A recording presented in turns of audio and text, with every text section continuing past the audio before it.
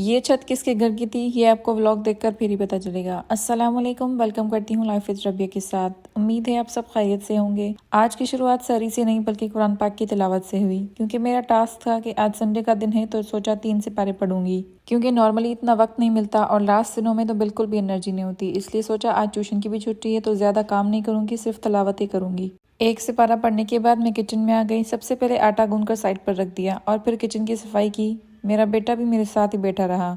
आज पराठों के साथ मैंने चिकन कढ़ाई बनाई थी और आज चिकन कढ़ाई में मैंने थोड़ा प्याज भी डाला था ताकि उसकी ग्रेवी ज्यादा हो। कढ़ाई आधी तैयार करके फिर पराठे बनाने शुरू किए। काम कर रही थी कि अचानक मेरा बेटा रोने लगा, तो सारा काम छोड़कर पहले उसे चुप कराया। फिर हस्बैंड को नींद से जगा दिया ताकि वो बेटे को संभाल लें और मैं बाकी का काम फिनिश कर सकूं। मैंने पराठे और चिकन कढ़ाई तैयार की और साथ मेरी सास ने चाय भी बना दी। फिर हम सब ने साथ बैठकर सहरी की। सहरी करने के बाद अपने बेटे को फ्रेश किया और उसके कपड़े चेंज किए और फिर उसे सुला दिया। फिर मैंने नमाज अदा की, फिर मैं सो गई। फिर तकरीबन मेरी 3 बजे आंख खुली। सबसे पहले नमाज अदा की, फिर अपने बेटे को नहलाया और उसे फ्रेश किया। थोड़ा फारिग होकर फिर से तिलावत की और एक और सिपारा पढ़ लिया। उसके बाद कपड़े निकाल कर नहाने चली गई। फ्रेश होकर किचन में आई और अफ्तारी का सामान लगाया। आज अफ्तारी में हमने ज्यादा कुछ नहीं बनाया था, मेरी सास ने सिर्फ बिरयानी और रायता बनाया था।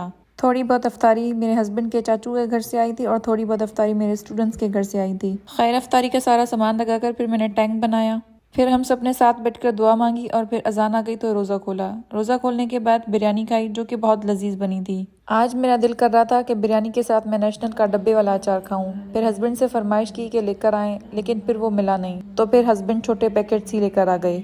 अफ्तारी करने के बाद नमाज अदा की और फिर आज मुझे बहुत सुस्ती हो रही थी तो फिर थोड़ी देर के लिए आराम किया। फिर ही मैंने चाय बनाई, वरना जब ट्यूशन के बच्चे आने होते हैं तो नमाज के फौरन बाद ही मैं चाय बना लेती हूँ। खैर, चाय पीकर वजू किया और फिर नमाज पढ़ी। फिर से मैंने तलावत की और एक और सिपारा पढ़ लिया। तिलावत के बाद मैं अपनी एक फ्रेंड के घर घूमने चली गई, जहाँ मेरे बेटे ने बहुत एंजॉय किया। और आप सबसे गुजारिश है कि प्लीज मेरे फेसबुक पेज को फॉलो करें और मेरी वीडियोस को शेयर करें। इस तरह से मुझे आपकी सपोर्ट मिलती रहेगी। और ये छत मेरी फ्रेंड के घर की थी।